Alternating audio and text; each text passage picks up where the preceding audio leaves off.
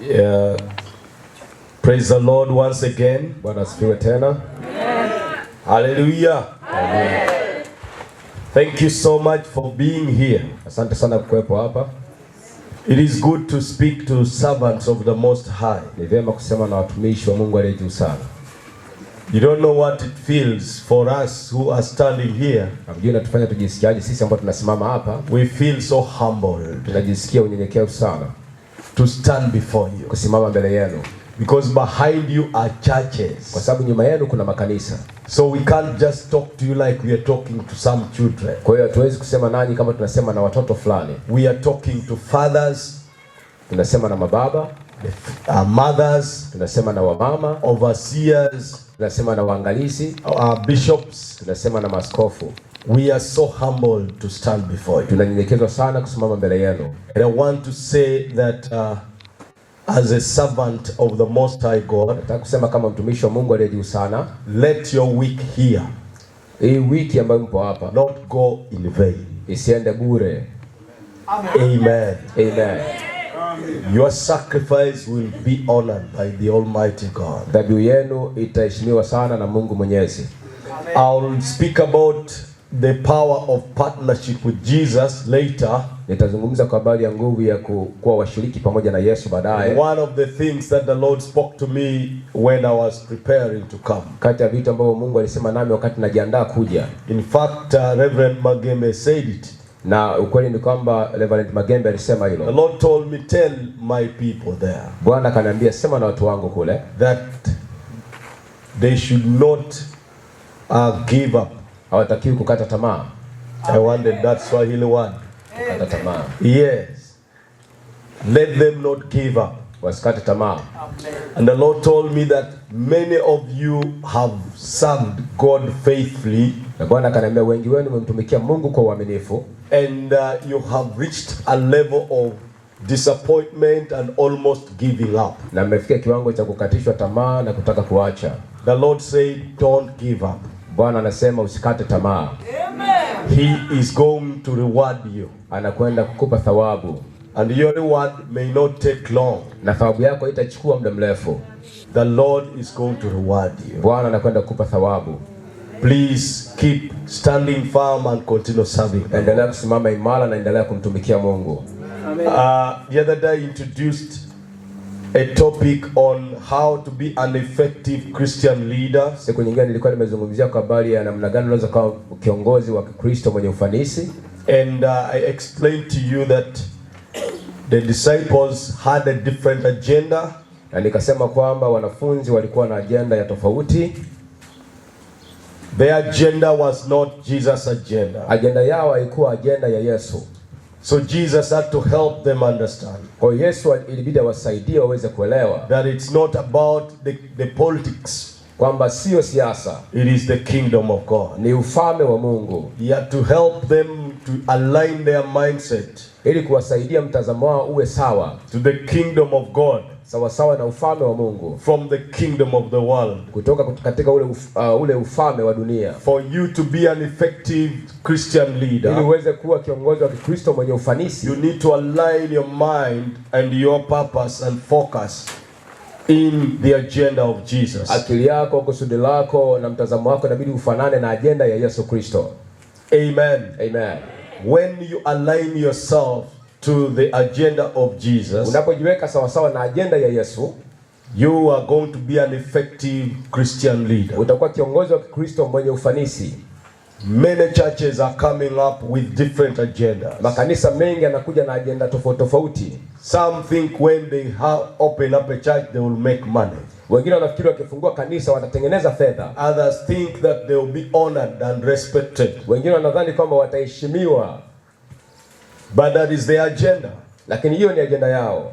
Before you know, it will flourish like grass. Kabla hujajua itastawi kama manyasi. But soon it will wither. lakini mapema itanyauka kabisa. But yours will stand because you have aligned yourself to Jesus' agenda. Lakini yako itasimama kwa sababu wewe umejiweka sawa sawa na agenda ya Yesu. Amen. Amen. We also said for you to be very effective, pia tulisema kama ili uweze kuwa na ufanisi vizuri, you need to operate under the power of the Holy Spirit. Unahitaji kutenda kazi chini ya nguvu ya Roho Mtakatifu. Amen. Amen. The Holy Spirit is able to help you. Roho Mtakatifu anaweza kukusaidia to do so many things. Kufanya vitu vingi sana. Amen. Amen. And we also said pia tulisema you need to walk according to the plans of God. Unahitaji kutembea sawa sawa na mipango ya Mungu. I want to build from there. Nataka kwanza kujenga kutoka hapo. How can you be an effective Christian leader? Unawezaje kuwa kiongozi wa Kikristo mwenye ufanisi? Now before you become a Christian leader, kabla hujawa kiongozi wa Kikristo, you must be saved. Unatakiwa kuokoka. Amen. Ni lazima uokoke. Bwana sifiwe. Amen. You must be saved. Ni lazima uokoke. That is the first step. Hiyo ndo hatua ya kwanza. Bishop, let me tell you, there was a man who was ordained a leader in the church. Maskofu, naomba niwaambie kitu. Kuna mtu ambaye alisimikwa kuwa kiongozi ndani ya kanisa. He served as a deacon. Na alitumika kama shemasi. He served as an elder. Alitumika kama mzee. And later on they even ordained him a pastor. Na baadaye wakamsimika kama mchungaji. And before people realized, he married another wife. Kabla watu hawajagundua akawa ameoa mke mwingine. And when he was asked, na alipoulizwa, he asked them, who told you that I was born again? Akauliza, nani aliwaambia kwamba mimi nimeokoka?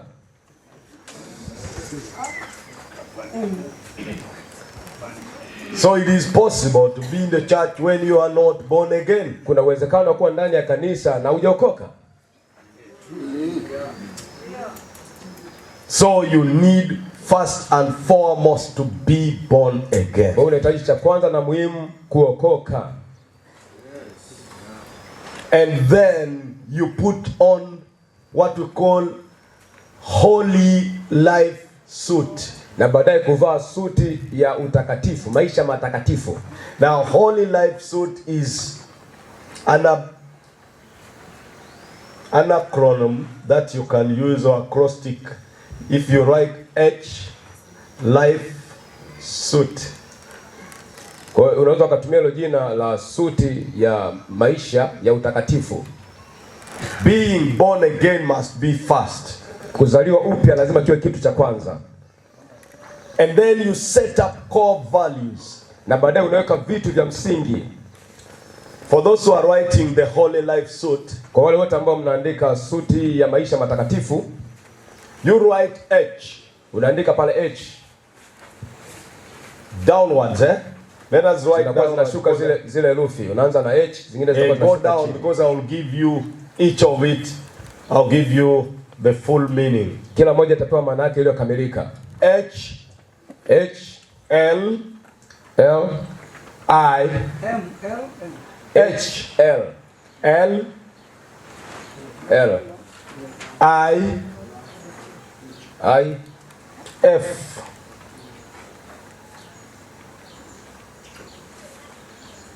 E,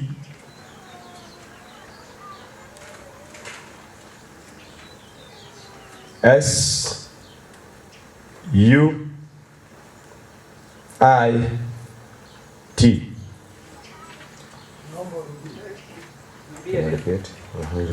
H, inaanza H, alafu kwa kushuka inafuata L, inafuata I, inafuata F, inafuata E, inafuata S, inafuata U au U, inafuata I, inamalizia na T.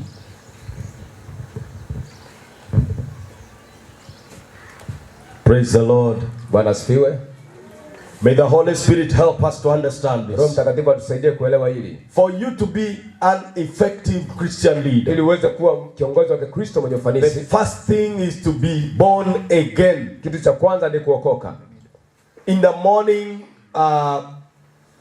Reverend Magembe put it clearly. Asubuhi Mchungaji Magemba iliweka vizuri sana. One of the fundamentals, the foundational, kati ya msingi, kitu muhimu for you to be a true Pentecostal church, uweze kuwa kanisa la Kipentekoste lililo la kweli, you must be born again. Unatakiwa kuokoka. You have to be saved. Unatakiwa uokoke. You have to be born again. Unatakiwa kuzaliwa tena. And then when you put on your suit, na unapokuwa umevaa suti yako, the suit has to be holy suit. Hiyo suti inatakiwa kuwa suti takatifu. Holy life suit. Suti ya maisha matakatifu. So what does that mean?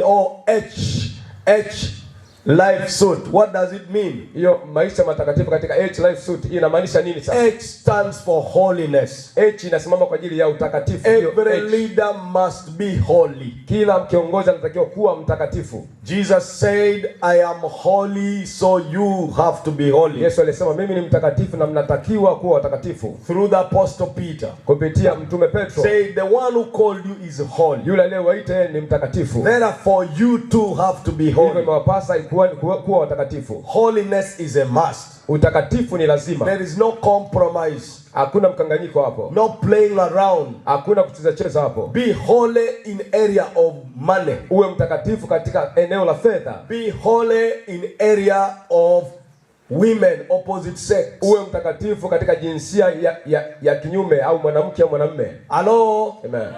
Be holy in all areas. Uwe mtakatifu katika maeneo yote. And be accountable. Na uwajibike. Bwana asifiwe. Amen. Amen. Amen. Holiness. Somebody say holiness. Mtu mmoja aseme utakatifu.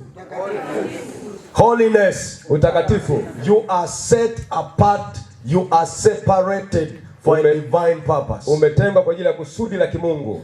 Every man that God calls, kila mtu ambaye Mungu amemwita, he consecrates them for a divine purpose. Anamtenga kwa kusudi la kiungu. Bwana asifiwe. Amen. You are anointed because you are consecrated. Umepakwa mafuta kwa sababu umetakaswa au umetengwa. You are set apart. Umetengwa. Ordinary means, holiness means you are separated. Utakatifu unamaanisha kwamba wewe umetengwa kipekee. You are separated from secular. Umetengwa kutoka katika ulimwengu. From ordinary. Kutoka kwenye vitu vya kawaida. You are very important person. Wewe ni mtu muhimu sana. God sees you as his representative. Mungu anakuona kama mwakilishi wake. He sees you as his hand here. Anakuona wewe kama mkono wake hapa duniani. He sees you as his legs. Anakuona wewe kama miguu yake. When you move around, unapotembea, you represent Jesus. Unamwakilisha Yesu. Amen. Amen. Even when you go to a restaurant, hata unapoenda katika restaurant, you take tea like Jesus himself. Unakunywa chai kama Yesu mwenyewe anakunywa chai. Amen. Amen. Let people see Jesus in you. Watu waone Yesu ndani yako. Until they will call you a Christian. Mpaka pale watakapokuita wewe ni Mkristo. Because they see Jesus. Kwa sababu wanamuona Yesu at work in your life. Akifanya kazi katika maisha yako. Holiness. Utakatifu. Amen. Amen. L stands for love. L inasimama kwa ajili ya upendo. Unconditional love. Upendo usio na masharti. You need to love your people. Unahitaji kuwapenda watu wako. The people you lead, watu unaoongoza, they deserve love. Wanastahili upendo. Love them unconditionally. Uwapende bila masharti. Don't love them because they bring tithe. Usiwapende kwa sababu wanaleta mafungu ya 10. Don't love them because they honor you. Usiwapende kwa sababu wanakuheshimu wewe. Love even the other mama who does not have anything. Penda yule mama ambaye ana chochote. Love even the other young boy who is just beginning to know God. Penda tu kijana tu ambaye anaanza kumjua Mungu. Love them. Wapende. Love all of them. Wapende wote. Somebody say amen. Mtu mmoja aseme amen. We should love our people. Tunatakiwa kuwapenda watu wetu. Love them unconditionally. Wapende upendo usio na masharti.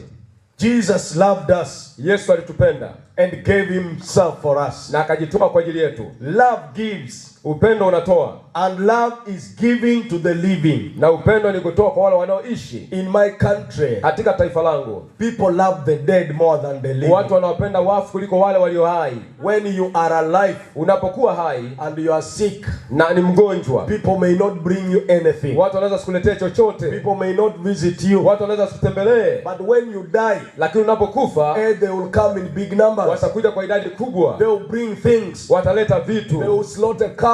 Watachinja ng'ombe. They will buy the most expensive casket. Watanunua jeneza la gharama sana. And bury you well. Na kukuzika vizuri sana. They dig a grave.